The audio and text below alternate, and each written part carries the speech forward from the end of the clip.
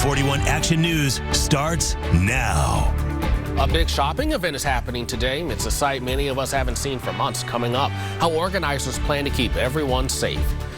Almost 8 o'clock. Good morning, everyone. It is Sunday, July 26th. Thank you for starting your Sunday with us here at 41 Action News. I'm Bryant Madrick. As you start your Sunday, let's find out about the weather because, Jeff Penner, we know it's going to be hot, but I guess right now is a good time to get out and do something. It's warming up. While you slept, 2 people were killed in separate homicides in Kansas City, Missouri. The first happened around 12:30 last night at Northeast 105th and North Walnut. That's off of 169 and Shoal Creek Parkway north of the river. Witnesses told police 2 men were fighting. 1 man died. Police have a person of interest in custody. Then just an hour later, another person was killed at 34th in Indiana. A man was found shot to death on the sidewalk. Police haven't released any suspect information in this case. This is at least the 109th person killed this year as Kansas City faces one of its deadliest years. Tomorrow, Missouri will begin a special session on crime. The governor wants to consider things like juvenile certification, witness statement admissibility, witness protection fund, endangering the welfare of a child, and unlawful transfer of weapons. 2 people were hospitalized after a shooting in Raytown. Police were called to a home on Lakeview Drive, south of 67th. Officers found a man and woman shot. They have serious injuries, and police have a woman in custody.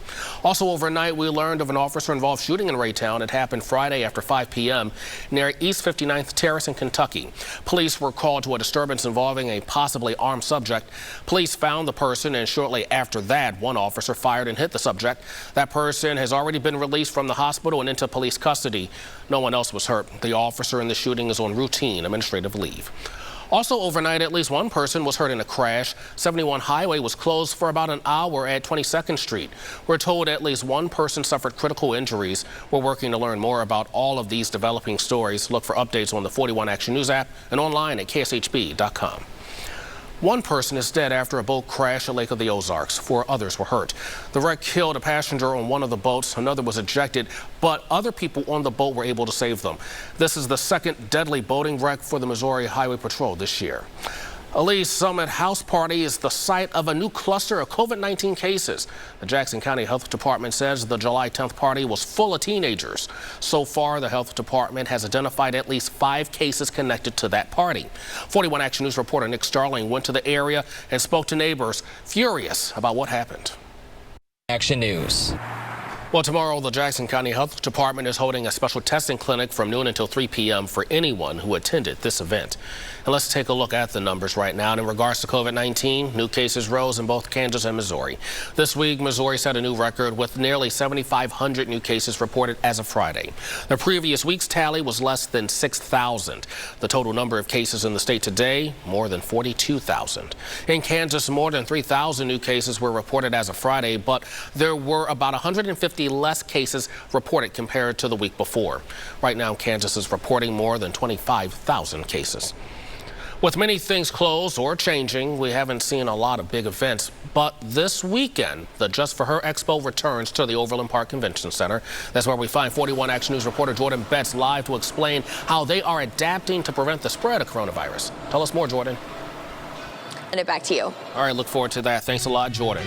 Well, schools are also adjusting to the pandemic. Coming up, what the CDC is saying and keeping track of what local school leaders are doing. And remembering a television legend. We take a look back at the life of Regis Philbin. Welcome back, everyone. Time right now at 8:10 on this Sunday morning. The CDC now says the benefits of students returning to school outweigh the risk. New guidelines recommend keeping children in pods to reduce the risk of spread. They also encourage the use of masks, social distancing, and hygiene. They are encouraging parents to keep sick children at home. They also do not recommend testing every student for the virus. Won't be easy to implement some of those safety measures, and that's why many districts are pushing back the start of school. Here's a look at what we know so far. Multiple districts have already decided to wait until after Labor Day, including Kansas City Public Schools, KCK Public Schools, as well as Blue Valley and Olathe. Tomorrow, the Shawnee Mission School District will set their calendar, but they already decided not to start before Labor Day. Independence and Blue Springs are among schools allowing hybrid learning, and tomorrow is the deadline for parents in the Lee Summit School District to choose what they want. You can find a full breakdown from districts on our website, kshb.com. And of course, we want to help you keep your kids safe as they go back to school this fall. That includes answering your questions and taking a closer look at the plans for the school year starting tomorrow, right here on 41 Action News. Thanks a lot, Jeff. A lot of us starting this Sunday with some sad news. One of the most prolific stars of television has died.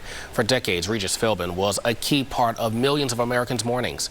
Richard Roth shares the life of the 88-year-old legend. Preach. Richard Roth reporting a lot of people mourning not just the life of Regis Philbin, but also John Lewis. The body of the late U.S. Congressman will cross Selma's Edmund Pettus Bridge for the final time today. The boy from Troy, as many people called him, was honored in a word and song by family, friends, and supporters yesterday.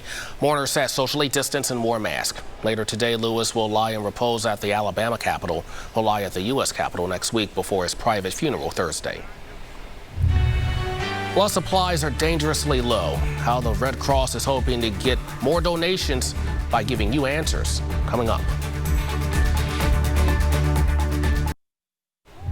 Seattle police declared a riot after overnight demonstrations. They used flashbangs and pepper spray to clear an occupied protest zone that stretched several blocks.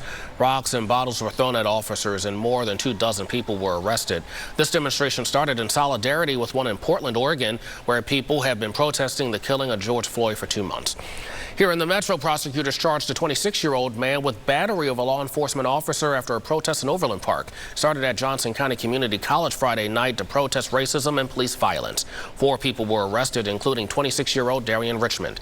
A spokesperson for the city said the officer had scrapes and bruises. Organizers of the protest said Richmond was running to protect his wife when he was arrested. Coronavirus has canceled a lot of our plans, but today you can help support small businesses. How one big annual event is adjusting to the pandemic, coming up.